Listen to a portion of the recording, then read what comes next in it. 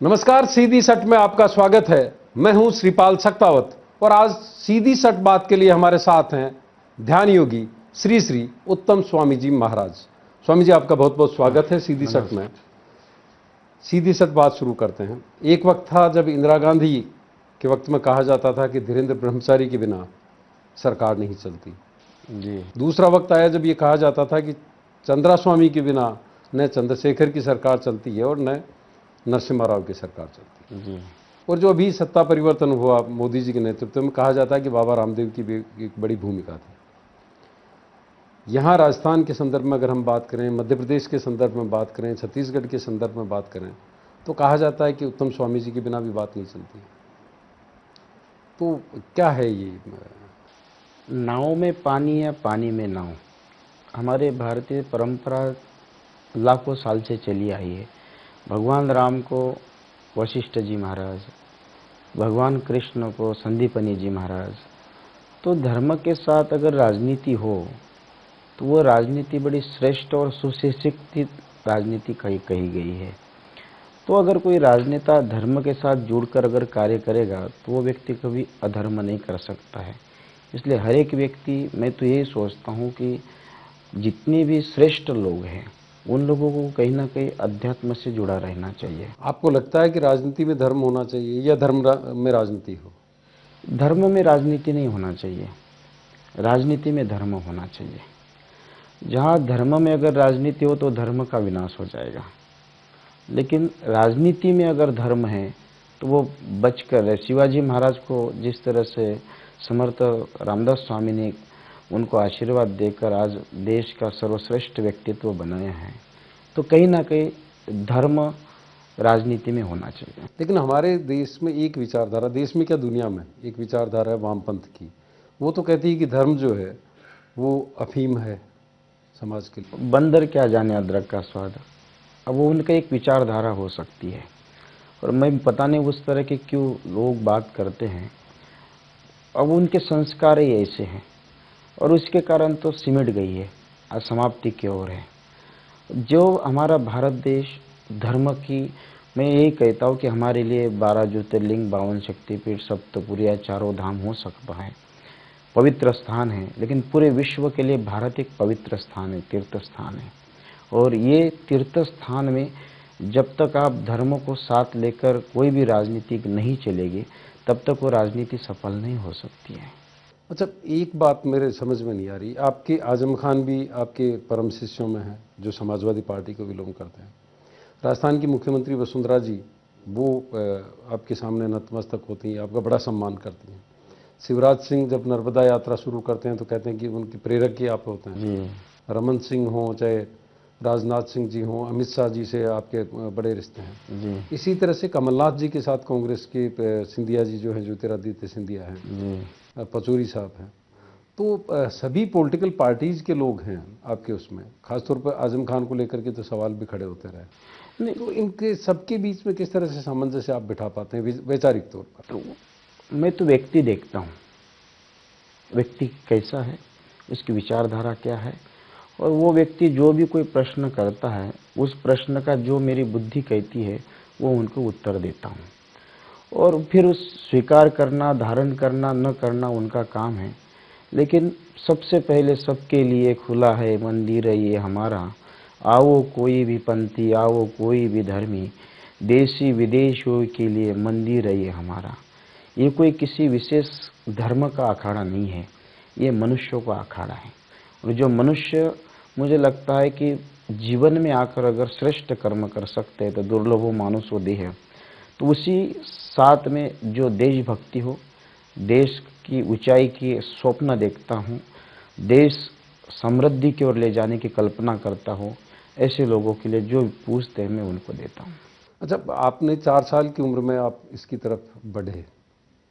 4 साल की उम्र, 9 साल की उम्र, 12 साल की उम्र, 14 साल की उम्र आपकी। मैं ये पढ़ रहा था तो ये 4 पड़ाव जो हैं आपके जीवन के वो अलग अलग हैं। उसमें एक योगी भी सामने आता है, एक ऐसा साधु भी सामने आता है जो नदी के किनारे बैठ करके तपस्या करता है, एक ऐसा साधु भी जो पहाड़ में बैठता है। लेकिन अब जो चर्चाएं होती जिसमें लोगों को लगता है कि साहब उत्तम स्वामी जी जो है वो इसलिए उपयोगी हो सकते हैं कि सत्ता बचाई जा सकती है उनके जरिए, वो हो सकता है उनकी शक्ति हो, उनके पास आध्यात्मिक शक्ति हो, तांत्रिक के तौर पर भी कुछ लोगों को लगता है। तो सच क्या है? आप अपने आप को क्या पाते हैं, योगी के बतौर, एक आध्यात्मिक शक्ति, देवी शक्ति, या तांत्रिक की शक्ति मैं के एक साथ? साधारण भगवत भक्त एक मानता हूँ। वो भी भक्त हो या न हो भगवान जानता है। अब दुनिया क्या कहती है ये मुझे उससे कोई फर्क नहीं पड़ता है। दुनिया ने आज तक जितने भी श्रेष्ठ पुरुष होकर गए हैं उनको कभी भी स्वीकार नहीं किया, लेकिन जाने के बाद सब लोगों ने स्वीकार किया है। शायद संत ज्ञानेश्वर कहे, चाहे कबीरदास जी को आप देखें, तुकाराम को देखे तो इधर मीरा को विष पिला दिया था। तो मैं ना कोई तांत्रिक हूँ, ना कोई मांत्रिक हूँ, ना कोई यांत्रिक हूँ। बस मैं तो एक किसी गुरु का शिष्य हूँ और एक भजन करता हूँ। बस इसके अलावा मैं अपने आप को कुछ नहीं मतलब मानता। आप अपनी पहचान एक कथावाचक से ज़्यादा नहीं मानते? नहीं कोई, मैं तो एक भक्त मानता हूँ। मैं कथावाचक भी, मैं कोई बहुत ज़्यादा विद्वान भी नहीं हूँ, लेकिन हाँ अपने आप को मैं एक बहुत साधारण व्यक्तित्व मानता हूँ। और उन साधारण व्यक्तित्व में मैं परमात्मा के चरणों में अपना मन बना रहे, इसके अलावा मैं दूसरी मेरी कोई धारणा नहीं है। अच्छा, कई बार आपको पीड़ा भी होती होगी, हालांकि कथावाचक हमारे देश की जो लोकसभा अध्यक्ष हैं सुमित्रा महाजन, ये भी थी, कैलाश विजयवर्गीय जी भी संगीत संध्याओं में आमतौर पर रहते थे, जो बीजेपी के भी राष्ट्रीय महामंत्री हैं। एक कथावाचक ऐसे भी हैं आसाराम, जिनका जिक्र आते ही मुझे लगता है कि पूरी की पूरी जो बिरादरी है, संत बिरादरी, जी जी जी। वो कहीं न कहीं घेरे में आती है। तो उस वक्त आपको कैसा लगता है जब इस तरह की बातें आती? तो ये उनकी व्यक्तिगत विचारधारा हो सकती है, उनका व्यक्तिगत स्वभाव हो सकता है। अब वो सत्य क्या है बाद में देखा जाएगा, लेकिन धर्म से उपजा हुआ पौधा वो कहीं ना कहीं गहरी छाया दे सकता है और आपको अध्यात्म से लगाव रखते हुए कभी भी अधर्म करने का संकेत नहीं देता है। और ये उसी में से हम लोग, चाहे ताई कहे, कैलाश जी कहे, ये उसमें के लोग हैं। अब आपने कई एक संत का नाम लिया है, तो वो उनका क्या है। उन पर बातचीत हम करेंगे। अभी वक्त है एक ब्रेक का, ब्रेक के बाद जारी रहेगी सीधी सट। और आज सीधी सट में हमारे साथ हैं ध्यान योगी श्री श्री उत्तम स्वामी महाराज।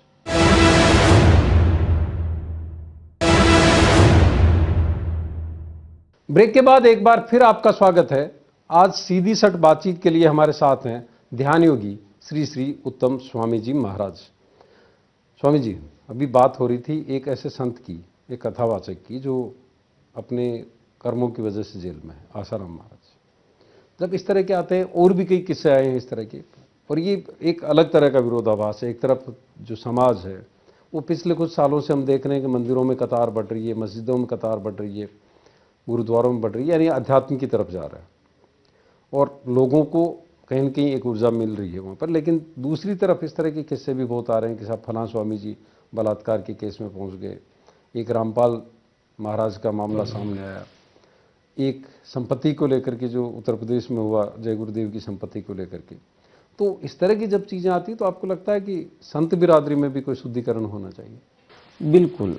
संत लोकेशना, वित्तेशना और पुत्रेशना।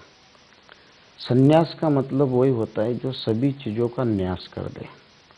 अब संपत्ति के पीछे भागना, धर्म के माध्यम से धन कमाने की उत्कंठा जिसके मन में है, उसको मैं तो एक दृष्टि से देखता हूँ, या फिर उसमें उद्योग करते हैं तो उनको उद्योगपति कहा जाना चाहिए।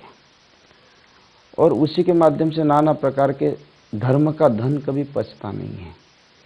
कभी ना कभी किसी न किसी दिशा से वो निकाल कर आपको उस आपकी औकात दिखाता है। संत का मतलब ये है कि संत के प्रति हम लोग एक आदर भाव से देखते हैं, संतों को सत्य के मार्ग पे चले। संत समाज को पहले अपने जीवन में अपनाए, फिर आपको बताए। संत वो होता है कि हमेशा परोपकाराय सताम विभूतिया का है, जो संत हमेशा दूसरों को, जिस तरह से स्वयं न खादंति फलानि वृक्षम, कभी पेड़ अपने फल नहीं खाता है, संत इस तरह के कहा गया।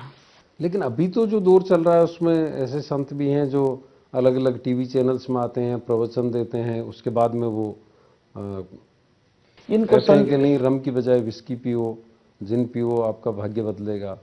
ये संत थोड़ी है। इसको तो आज इनको संत थोड़ी कह सकते हैं। मैं तो ये कह सकता हूँ कहीं ना कहीं अपने आडंबर लोगों के सामने परोस कर समाज को प्रभावित करने का प्रयास करते हैं और समाज में से अर्थ निकाल कर अपना जीवन का वो स्वार्थ सिद्ध करने का कार्य करते हैं। ये संत नहीं है। जो दुनिया को झूठ बोलकर दुनिया से पैसा ऐड कर लेने वाला मेरे दृष्टि में संत नहीं है। त्यागात शांति निरंतरम गीता कहती है। जो हर एक चीज का त्याग कर दो, सर्वारंभ परित्यागी यौमद भक्त समय प्रिया, भगवान कहते हैं जो आरंभ होने से पहले त्याग करे, अगर इसके पीछे कोई भागता है तो मेरे दृष्टि से वह संत नहीं है। वो कहीं ना कहीं ग्रस्त हो सकता है और उसके महत्वाकांक्षा अर्थ की होने के कारण उधर तो पूरा नहीं हुआ, लेकिन उस अर्थों को उपार्जन करने के लिए धर्म का साथ लेते हैं और स्वार्थ की पूर्ति करने का काम करता है, वो जरूर वो संत नहीं है। वो कहीं ना कहीं इस तरह के लोगों को कानूनन क्या सजा होनी चाहिए जो आस्थाओं से खेलते हैं, लोगों के भरोसे से खेलते हैं?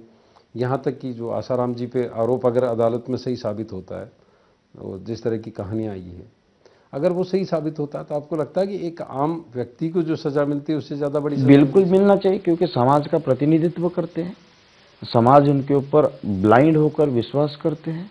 ऐसे लोग, जो व्यक्ति अपने समाज के लोगों का विश्वास तोड़कर नाना प्रकार के जितने कर्मों में लिप्त हैं, ऐसे लोगों को तो मुझे तो लगता है चौराहे में खड़े करके फांसी देना चाहिए। मतलब आप इसके पक्षधर हैं? बिल्कुल। मैं तो अगर कोई समाज को झूठ बोलकर अगर किसी प्रकार के उनको अंधेरे में रखकर उनके भावनाओं के साथ खिलवाड़ करने वाला व्यक्ति संत नहीं हो सकता है। संत तो सीधा सीधा चलता है। अच्छा, आपको लेकर के भी एक धारणा बनी हुई, हालांकि जब हम सूची देखते हैं तो उसमें सब पॉलिटिकल पार्टीज के लोग नजर आते हैं, लेकिन ज़्यादातर ये लगता है कि आपसे प्रेरित और प्रभावित जो नेता हैं खासतौर पर, वो एक विशेष विचारधारा में है जो दक्षिण पंथ की विचारधारा है, बीजेपी की विचारधारा। मेरे ना बीजेपी है ना कांग्रेस है। कौन है ये मैं देखता नहीं हूँ, कौन व्यक्ति आया वो नहीं देखता हूँ। मैं आज तक किसी नेता को फोन लगाकर बुलाया नहीं है, न किसी के पीछे मैं भागता हूँ। आप मेरे फ़ोन रिकॉर्ड अगर देखोगे तो उन लोगों के फ़ोन मेरे पास ज़रूर आप देखोगे, लेकिन आज तक किसी नेता के घर में परिक्रमा नहीं करता हूँ, किसी नेता के पास जाता नहीं हूँ। आज इतने सभी लोग आते हैं, मुझे जो गरीब लोगों की जो चिंता लगी रहती है, आज हम लोग क्षेत्र में देखोगे तो उसका जिक्र अभी मुख्यमंत्री वसुंधरा जी भी कर रही थी जी कि आपने जो स्कूलें खोली है, जो जगह जगह स्लम एरियाज में है, ज़रूरतमंद और निराश्रित बच्चों को लेकर के जो आपने शुरुआत की है, उनकी इच्छा है कि वो वैदिक स्कूलों में बदले। जी नहीं, मैं तो चाहता हूँ ब्राह्मण, क्षत्रिय, वैश्य और शूद्र, ये सभी के लिए अब अपने, चाहे अगर उन्हें वैदिक की बात करें तो ब्राह्मणों के लिए वैदिक होना चाहिए। अगर क्षत्रियों की बात करें तो मैं तो उस स्वप्न देखता हूँ हमारे देश का हर एक स्कूल उसमें से एक सैनिक बनकर निकले। मैं पहली क्लास से लेकर जब तक बच्चा पढ़ता है वो सैनिक के रूप में तैयार हो और मेरे देश की रक्षा करे। जो जिसकी भावना हो सकती है, कर्म संन्यासात कर्मयोग विशेष्यते कहते हैं। अगर एक ब्राह्मण क्षत्रिय का काम करता है तो वो क्षत्रिय में उसको उस तरह से तैयार करना चाहिए। मैं वो स्वप्न देखता हूँ, चाहे वैदिक हो चाहे आधुनिक हो, कोई भी शिक्षा हो उन बच्चों। लेकिन वैदिक शिक्षा आज के दौर में, हालांकि नासा जो है अपना रिकॉर्ड पूरा संस्कृत में तैयार करवा रहा है, आपको लग रहा है कि इस युग में जब हर कोई अंग्रेजी के पीछे दौड़ रहा है, पाश्चात्य संस्कृति की तरफ दौड़ रहा है, वहाँ पर वैदिक शिक्षा कहीं काम आ सकती है? या ये कहें कि मुख्यमंत्री जी का एक अति विश्वास है आपके ऊपर कि आप उसको उस तरह से ले जा सकते हैं? देखो क्या है कि पूरे विश्व में लोग चंद्र मंगल सब पे पहुंचे हैं, लेकिन अभी तक मन तक नहीं पहुंचे। सारी की सारी प्लेन से लेके सबकी स्पीड निकाली है, लेकिन मन की स्पीड अभी तक विज्ञान निकला नहीं है। और मैं बड़े बड़े वैज्ञानिक भी मेरे पास आते हैं, मैं जब वो मेरे पास आकर हताश होकर कहते तो मैं उनको कहता हूँ कुछ मत करो, आप 21 बार ओंकार नाद करो, आपको नींद अच्छी आएगी। तो वाकई में तो ये मन की दवाई वैदिक है। यानी मन की था लेनी जरूरी है, वक्त है एक ब्रेक का, ब्रेक के बाद फिर जारी रहेगी सीधी सट। और आज सीधी सट में हमारे साथ हैं ध्यान योगी श्री श्री उत्तम स्वामी जी महाराज।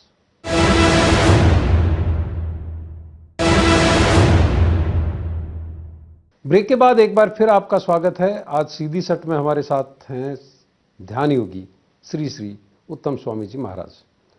स्वामी जी, अभी आप कह रहे थे कि मन की थाह लेनी बहुत जरूरी है। आपके पास वैज्ञानिक आते हैं, आप कहते हैं मंगल में पहुंच गए, जी अंतरिक्ष की यात्रा कर ली, लेकिन मन की यात्रा अभी तक नहीं नहीं कर कर पाए। पाए। आपका मन क्या कहता है? क्योंकि मुख्यमंत्री जी का मैं वो सुन रहा था आपको लेकर, जिस तरह की उनकी आस्था है मुख्यमंत्री वसुंधरा राजे की, या शिवराज सिंह नर्मदा यात्रा शुरू करते हैं आपसे जी प्रेरित होकर के करते जी हैं। जी जी अचानक ये स्कूलों का आइडिया कहाँ से आया कि आप निराश्रित जरूरतमंद बच्चों के बीच में पहुंचे, आदिवासी इलाकों में पहुंचे? होशंगाबाद में आप एक बड़ा 40,000 स्क्वायर फीट का एक स्कूल आप बनाने जा रहे हैं। तो अभी तो वो दौर है जब अलग अलग धार्मिक चैनलों पे लोग जाते हैं, प्रवचन देते हैं, कथा वाचन के पैसे लेते हैं, और आप एक अलग तरह की धारा पे चल पड़े। अब वो दुनिया क्या कहती है हमने ठेका लिया नहीं है, लेकिन ये मुझे प्रेरणा, मैं वैष्णो देवी गया था।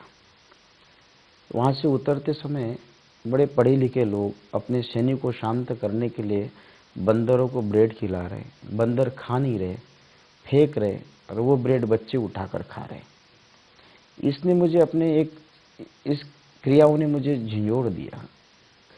कोई ऐसा संकल्प था नहीं, लेकिन मन में आया कि परमात्मा अगर मेरे से कुछ करना चाहे तो मैं इन बच्चों के लिए जरूर करूँगा।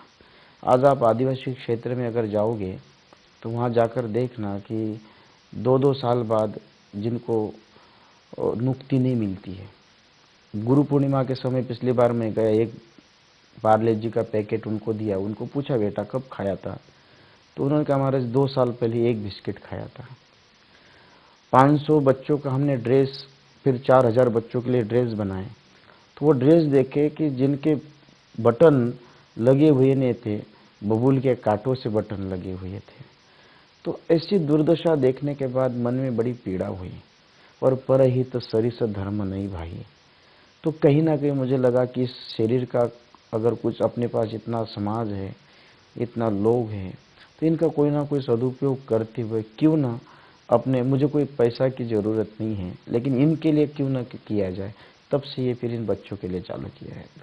अच्छा, कुछ लोगों को ये भी लगता है कि धर्म जो है आज के दौर में, खासतौर पर अभी योगी जी जब से मुख्यमंत्री बने हैं, इतने बड़ी मेजोरिटी के साथ बने हैं, तो लोगों को ये भी लगता है कि ये भी एक रास्ता है। सतपाल महाराज राजनीति में आए, योगी जी राजनीति में आ गए, तो कभी क्या मैं ये समझूं कि भविष्य के एक राजनेता से भी मैं बात कर रहा हूं? क्योंकि जिस तरह से आप अलग अलग क्षेत्र में काम कर रहे हैं, जी, लोगों के बीच में जा रहे हैं, जुड़ रहे हैं। मैं त्रिपुरा सुंदरी के चरणों में बैठा हूँ। माँ से ये प्रार्थना करता हूँ कि माँ जिस दिन ऐसे अगर मन में भाव आ जाए तो उस दिन उठा लेना। क्यों राजनीति राजनीति से आपको नफरत क्यों? नफरत नहीं है, लेकिन मेरा पिंड नहीं है, मेरा कोई भावना नहीं है। राजनीति में कई राज्यों के सीएम ने, मुख्यमंत्रियों ने राजकीय अतिथि के दर्जों का मैंने मना किया। मैंने कहा हमारे संतों की इस तरह की जरूरत नहीं आपको है। लगता है कि राजनीति में अच्छे लोग आने चाहिए? आने चाहिए फिर बिल्कुल। आपको क्यों परहेज है? ये मेरा पिंड नहीं है। अब कई लोग हैं दुनिया में, अच्छे लोग हैं, योगी जी अच्छे हैं, मोदी जी अच्छे हैं, मैं जानता हूँ उनको, सबको अच्छी तरीके से जानता हूँ। ऐसा नहीं, देश में अच्छे भावों के साथ में हम लोग अब योगी जी के साथ में कार्यक्रम में थे, कई देर तक उनसे बात चर्चा हुई है, लेकिन भाव अच्छे हैं। आपका योगी जी से भी जुड़ाव और आजम खान जी से भी जुड़ाव, ठीक दोनों है, अलग अलग धारा के लोग। वो तो ये तो संत ऐसे होते हैं, शेर और बकरी एक जगह पे पानी पीते हैं। तो किसको माने, शेर और किसको बकरी? अब जो आप समझ लिए, मुझे तो उसमें कोई बहुत ज़्यादा ये नहीं आता है, लेकिन हाँ सभी के लिए मैंने पहले कहा कि ये पेड़ पत्थर मारने वालों को, पानी देने वालों को और कुल्हाड़ी चलाने वालों को, सबको समान छाया देता है, उसमें कोई भेद नहीं होता है। और संत हृदय नवनीत समाना कहा जाता है। तो मैं तो उस भाव से देखता हूँ। और अच्छे जो जिस तरह से, मुझे तो कुछ नहीं है, मुझे लगता है कि राजनेता मेरे देश को ऊंचाई तक ले जाए और मेरे देश के गरीब के थाली में 2 टाइम की चैन की रोटी और दाल मिले, अगर ये हो जाए तो मेरा देश उसी चिड़िया और वही दूध की नदियों की बात करते हैं, मैं वही देश देखना चाहता हूँ। अच्छा, ये सवाल सहज नहीं है, मतलब इस तरह के सवाल का कोई वो भी नहीं है, लेकिन क्या आपको कभी लगता है कि जब नर्मदा यात्रा पर शिवराज सिंह निकलते हैं तो वो एक अलग धारा पे होते हैं, मुख्यमंत्री वसुंधरा राजे जी जब आपके सामने आती हैं तो वो जिस तरह से एक आस्था नजर आती है, तो आपको कभी आप चयन कर पाते हैं कि इनमें सर्वश्रेष्ठ शिष्य कौन है जो आपके विचारों को, आपकी बातों को बढ़ा सकता है? शिष्य तो एक जैसे ही होते हैं। इधर शिवराज जी भी आज कुंभ में बहुत अच्छी तरीके से काम किया, हमेशा मेरे पास आकर संवाद करते थे। इधर आज भी धर्म के बारे में या राजनीति के बारे में वसुंधरा जी कोई चर्चा मेरे से हमेशा करती है, हम लोगों का संवाद चलता ही रहता है। कोई भी बात हो तो। लेकिन अब वो शिवराज जी के जगह पे है और वसुंधरा जी के जगह पे है। इनको कैसी लीडर मानते हैं आप? सख्त, भावुक, वसुंधरा जी को हमारी लेकर? वसुंधरा जी बहुत भावुक है। वो इतनी भावुक मैं देखता हूँ कि वो कभी भी जीवन में किसी के बारे में बुरा नहीं सोच सकती है। उसके लिए जरूर कई लोगों ने बुरा करने का प्रयास किया, बुरा सोचने का प्रयास किया है, लेकिन हमारी वसुंधरा जी बहुत सॉफ्ट है। अच्छा, मैंने तो सख्त अंदाज में उनका देखा है जब वो पिछले शासन में थी, और जब वो जिस तरह की तैयारी से आती थी, पता चला बाड़मेर के कलेक्टर बेहोश होकर गिर गए। वो अब सख्त, वो उसको गुस्सा आता अगर हो तो उसकी तबीयत बिगड़ती है। उनको बिल्कुल भी बहुत ज़्यादा गुस्सा आता नहीं, आता हो तो थोड़ा बहुत कभी कभी कोई गलत करता हो, और कभी भी वसुंधरा जी प्रदेश के लिए या समाज के लिए गलत करने वालों को स्वीकार नहीं करती है, चाहे वो कोई भी हो। ये मुझे बहुत निकटता से मैं उनको जानता हूँ। अच्छा, अभी 4 साल की उम्र से आपका लगभग जो वक्त है वो पहाड़ों में गुजरा, जी नदी के किनारे गुजरा, जी योग में गुजरा, साधना में गुजरा। जी। अभी आप 40 के आसपास के हैं। आपको लगता है कि कुछ चीज़ें छूट गई है जिनको आपको बहुत पहले कर लेना चाहिए था? नहीं, मेरे गुरुदेव ने मुझे बहुत सेटिस्फेक्शन, मैं मेरे जीवन से संतुष्ट हूँ। ना कुछ प्राप्त करने की इच्छा है, ना कुछ छोड़ने की इच्छा है। एक जरूर बचपन में मन में रहता था कि मैं क्लासिकल संगीत का बहुत बड़ा अपने आप में आनंद देकर बड़ा गायक बनूं। वो जरूर, मैं तबले में जबकि मैं गोल्ड मेडल हूँ और क्लासिकल भी अच्छा थोड़ा बहुत गा लेता हूँ, लेकिन वो एक मन में उत्कंठा और कहीं ना कहीं कमी लगी रही थी कि मैं अच्छा क्लासिकल संगीतकार नहीं बन पाया। ये कमी लगती है जीवन में बस कभी कभार। बहुत बहुत आभार आपका इतना वक्त धन्यवाद। देने के लिए। तो ये थे संगीत प्रेमी, योगी, कथावाचक और जाने माने ध्यान योगी श्री उत्तम स्वामी जी महाराज। सीधी सट में आज इतना ही। अगले सप्ताह फिर किसी बड़ी शख्सियत के साथ मुलाकात होगी। नमस्कार। धन्यवाद।